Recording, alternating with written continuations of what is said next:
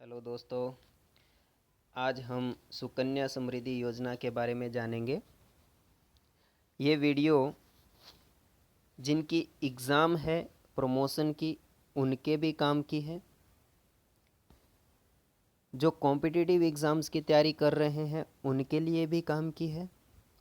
और अगर किसी के घर में छोटी बच्ची है तो उनके लिए भी काम की है, क्योंकि इस वीडियो में मैं एक एक पॉइंट डिटेल से बताने वाला हूं कि सुकन्या समृद्धि योजना क्या काम की है और इसका जो अकाउंट है उसका क्या क्या बेनिफिट है।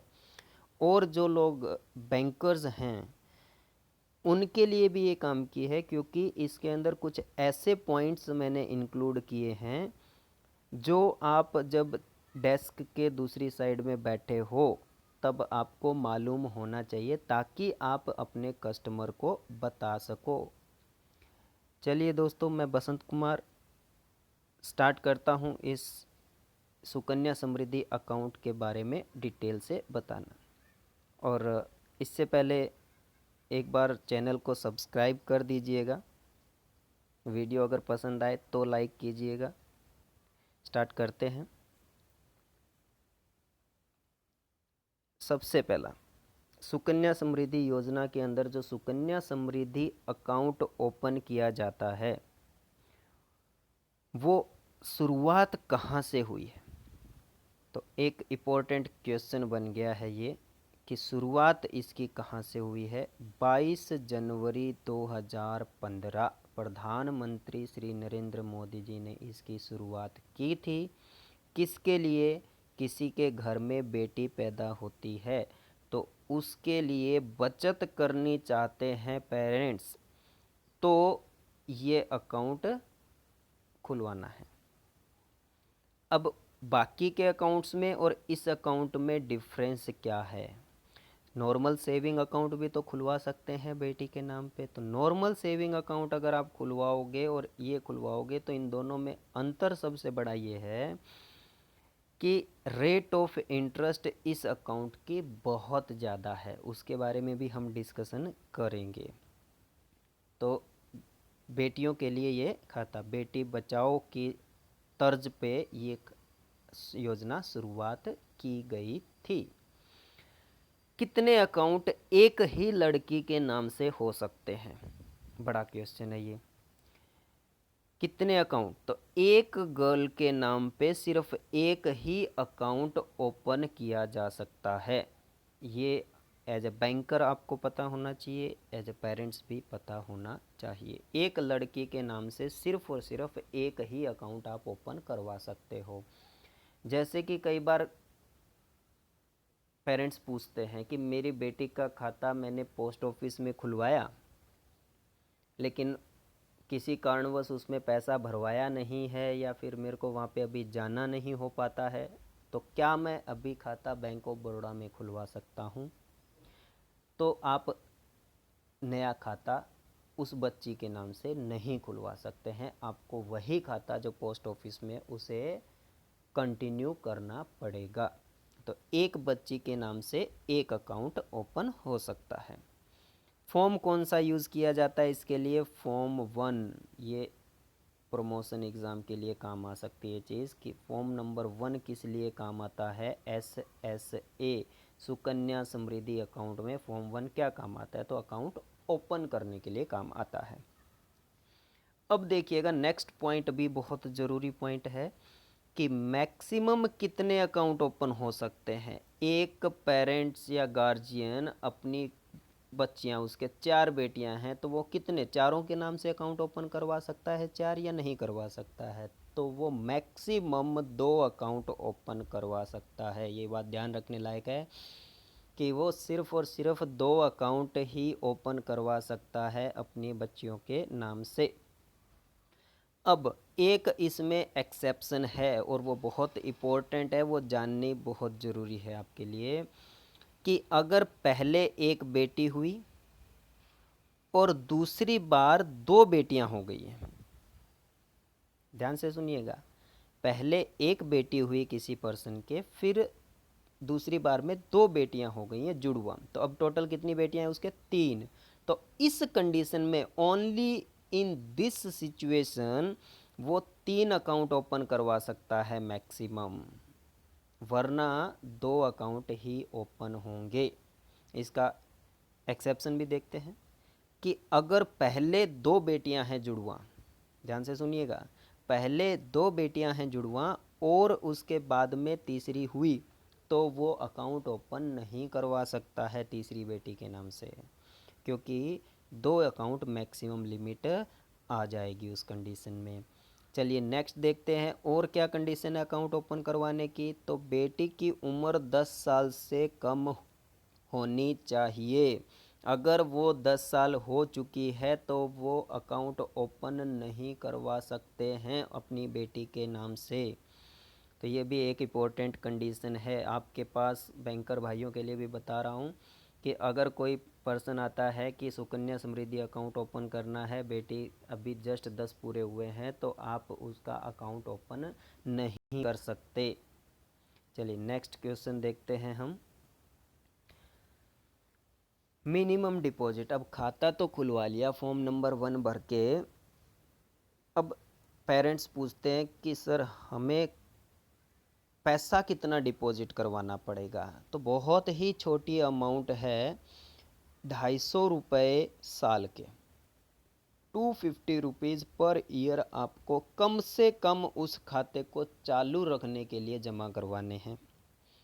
अगर आप वो 250 रुपये जमा नहीं करवा पाते हैं तो अगले साल वो पेनल्टी लगेगी 50 रुपये की आपको, तो 50 रुपये की पेनल्टी। तो ये एग्ज़ाम के हिसाब से भी बता रहा हूँ कि पेनल्टी कितनी है, डिपॉजिट अगर नहीं करवा पाते हैं सुकन्या समृद्धि अकाउंट में तो पेनल्टी लगेगी 50 रुपये की।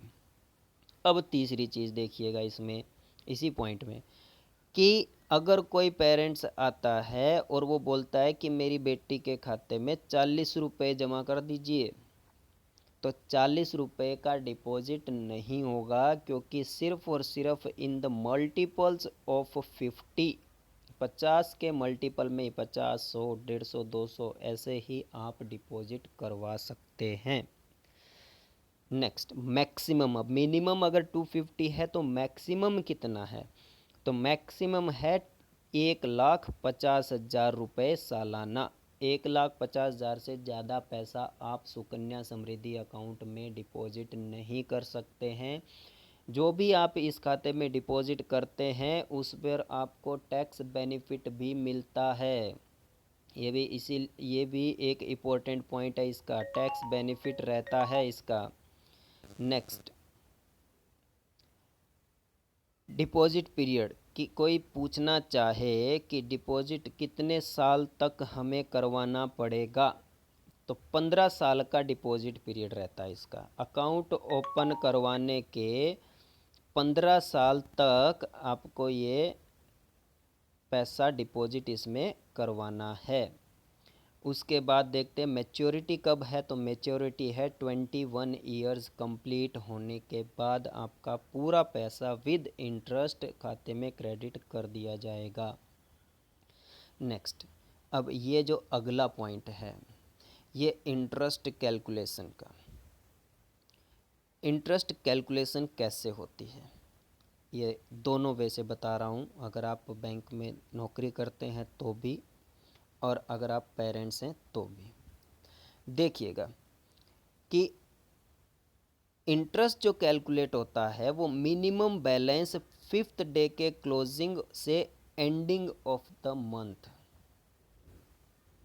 जो भी कम से कम बैलेंस रहेगा उसके ऊपर इंटरेस्ट कैलकुलेट होगा।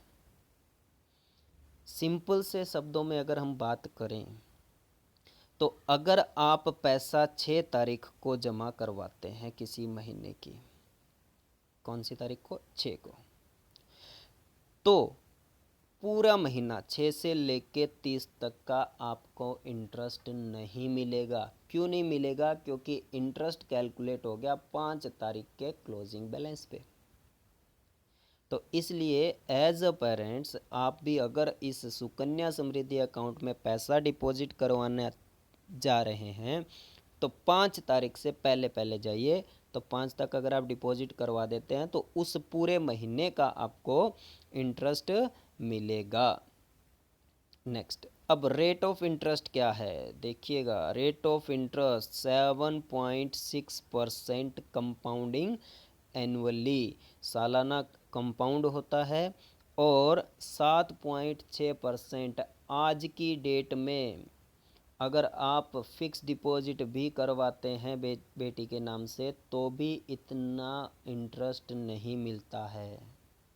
ये रेट ऑफ इंटरेस्ट के लिए ही सबसे ज़्यादा ये बेनिफिशियल है पेरेंट्स के लिए कि अगर बेटी के लिए वो अमाउंट इकट्ठी करना चाहते हैं तो सुकन्या समृद्धि अकाउंट ओपन करवा लें। 7.6 एग्ज़ाम के अंदर भी पूछा जाता है ये क्वेश्चन कि प्रेजेंट में सुकन्या समृद्धि अकाउंट के ऊपर रेट ऑफ इंटरेस्ट क्या है, तो 7.6%। नेक्स्ट, अब अगला क्वेश्चन ये आ गया हमारे पास में कि क्या हम उस खाते को पहले क्लोज करवा सकते हैं। मैच्योरिटी तो 21 साल पे है उसकी, तो क्या हम उसके पहले क्लोज करवा सकते हैं। तो पहले क्लोज करवाया जा सकता है। कैसे, किस कंडीशन में, तो अगर जिस बच्ची के नाम पे खाता खुलवाया गया है उसकी हो जाती है अनफॉर्चुनेट डेथ, तो वो खाता क्लोज करवाया जा सकता है फॉर्म नंबर 2 भर के। या फिर दूसरी कंडीशन क्या है कि 5 साल कंप्लीट हो गए हैं खाते को खुले हुए। 2015 में आपने खाता खुलवाया, 2020 चल रही है, 5 साल हो गए पूरे, तो अब आप जब चाहो तब उस खाते को क्लोज करवा सकते हो। अगर कुछ पैसे की बहुत ज़्यादा एक्जिजेंसी है, उसका आपको सर्टिफिकेट प्रोवाइड करना पड़ेगा कि अगर आप मान लो कि बहुत ज़्यादा बीमार है जो ठीक नहीं हो सकती, ऐसी बीमारी है जिसमें पैसा बहुत खर्च होने वाला है, तो आप उसका एक सर्टिफिकेट ला के इस खाते को क्लोज करवा सकते हैं। चलिए नेक्स्ट क्वेश्चन देखते हैं।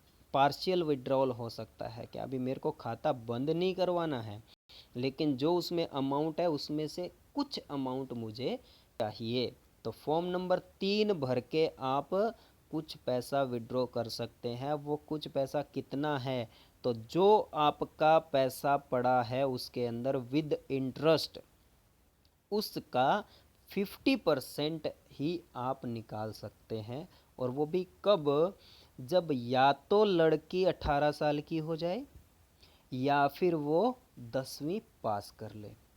अब ये दो कंडीशन क्यों है इसको समझिएगा कि 10वीं पास हो गई है तो अब हायर एजुकेशन के लिए पैसा खर्च होगा, इसलिए 50% विड्रॉ कर सकते हैं। दूसरा कि अगर 18 साल की बेटी हो गई है और उसकी कोई शादी करना चाहता है तो भी पैसा खर्च होने वाला है, इसलिए भी 50% मैक्सिमम अलाउड किया गया है। तो दो कंडीशन है यहाँ पे। पार्शियल विड्रॉल कब हो सकता है, तो पार्शियल विड्रॉल या तो बेटी 18 साल की हो जाए या फिर 10वीं पास कर ले। इन दोनों में से जो भी एक्टिविटी पहले हो रही है उसी टाइम आप ये 50% विड्रॉ कर सकते हैं। Form number 3। अब क्लोज़र के टाइम पे फॉर्म नंबर 4 भरना है आपको, और वो कब होगा क्लोज, जब 21 साल कंप्लीट हो जाएंगे। तो पेरेंट्स के लिए ये बहुत ही इम्पोर्टेंट चीज़ है। अगर आपके घर में छोटी बच्ची है, चाहे कोई स्टूडेंट है, उसकी छोटी बहन है, तो भी अपने पेरेंट्स को गाइड कीजिए कि जाके अपने किसी भी नज़दीकी शाखा में किसी भी बैंक में आप ये अकाउंट ओपन करवा सकते हैं। और ये बाकी इसकी पूरी डिटेल मैंने आपको बता दी है। अभी भी कोई डाउट किसी के मन में है तो आप कमेंट बॉक्स में लिख सकते हैं, मैं आपको इसका डेफिनेटली क्लियर कर दूंगा। वीडियो पसंद आई हो तो लाइक कर दीजिएगा और चैनल को सब्सक्राइब कर दीजिएगा। आगे भी हर एक टॉपिक पे मैं नई नई वीडियोज़ आपको देता रहूँगा। Thank you.